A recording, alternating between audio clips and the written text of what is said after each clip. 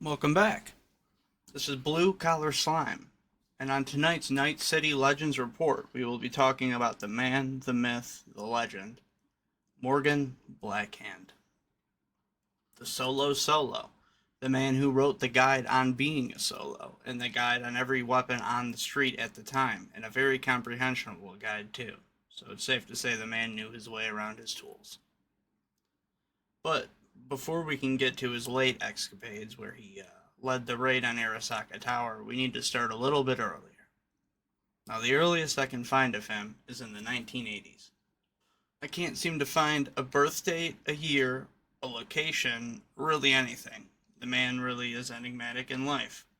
But in the 80s, he joined the US military, where he served for a decent chunk of his life, presumably also acquiring his infamous Black Hand at the time, sometime during his military escapades. He continued to serve all the way up until the Second Corporate War, where after, in 2009, he seemed to retire. With all of his cyber enhancements, he referred to himself as a souped up cyber grunt, or something along those lines.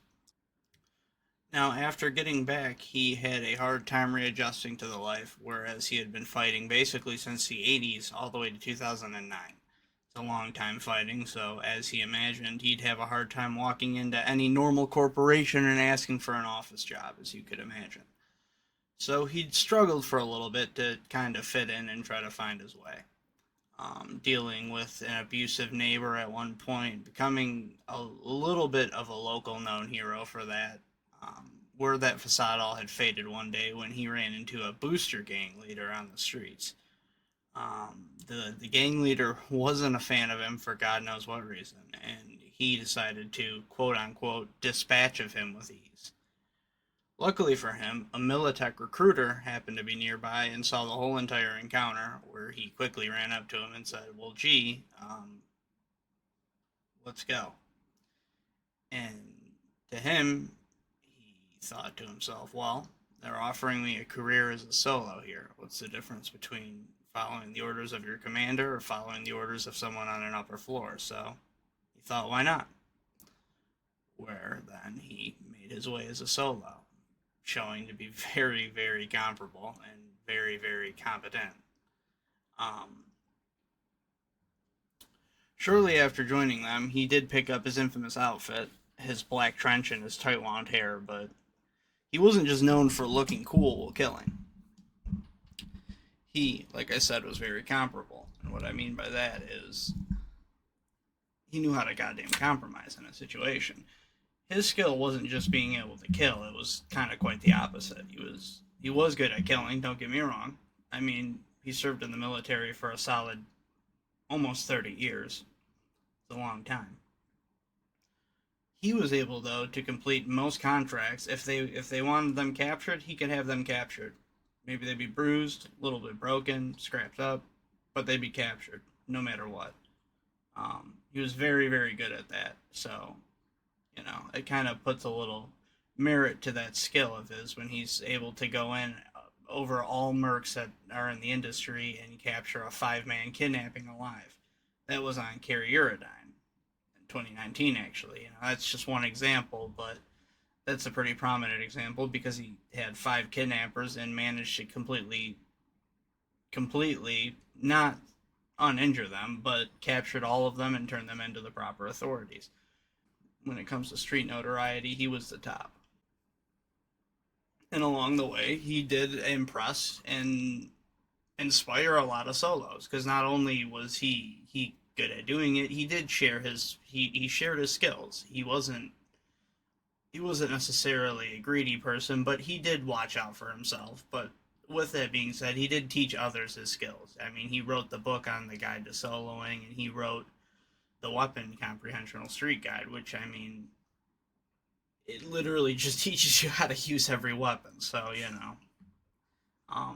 at the very least, he wanted competent solos out there instead of just him being himself. But while he had been making his name, there was another solo who was the solo for their competitor company, Arasaka, Adam Smasher.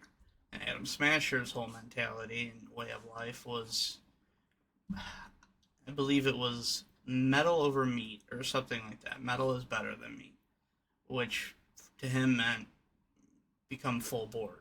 You know, as we know Smasher to be in the current day and age, he is quite literally. I don't even think he has any flesh at this point. He is purely just machine. Maybe there are some on the insides, but none on the out. And Blackhand challenged that mentality by being so goddamn talented and really only having the normal cybernetics that most people would have in his situation.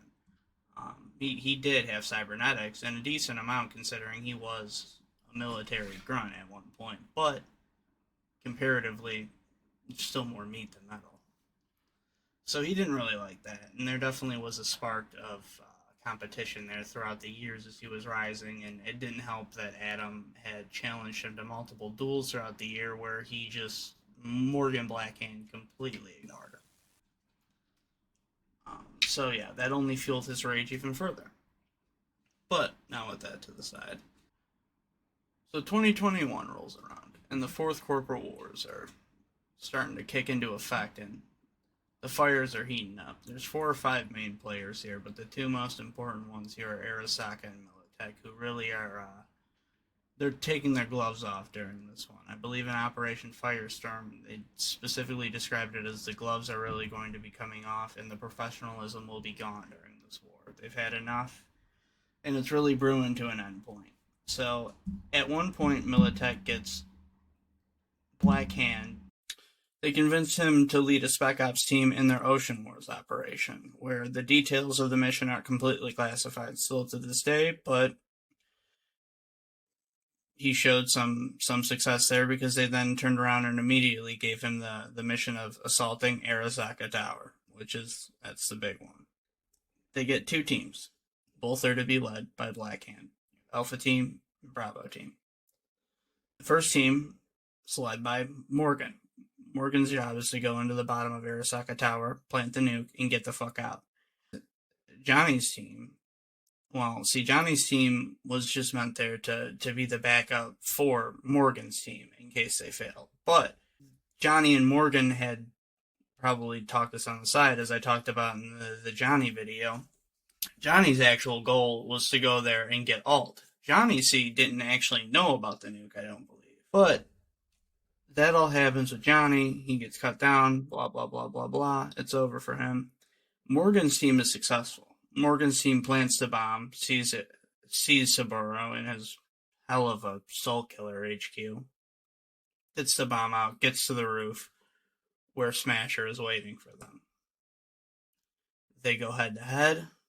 They don't really have enough time. The building shakes. Boom. Now, here's where it differentiates a little bit from my last video. Because by all official reports, Johnny and Morgan are gone. And now, Johnny most likely is gone. And now there's a good chance that Morgan is gone too. But, in the mid-2030s to 2040s, there were rumors that had reappeared, seeing him back working for President Kress, where he reported the mission failure and then was sent back out as a secret agent.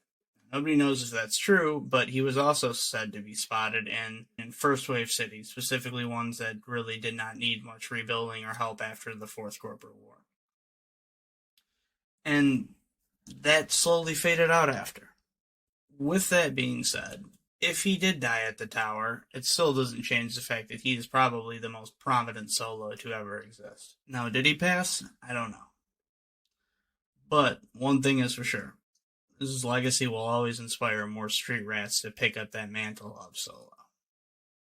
This has been another Night City Legends reporting. This has been Blue Collar Slime. Like and subscribe if you enjoyed the video. Thank you for coming back. Bye. Have a beautiful time.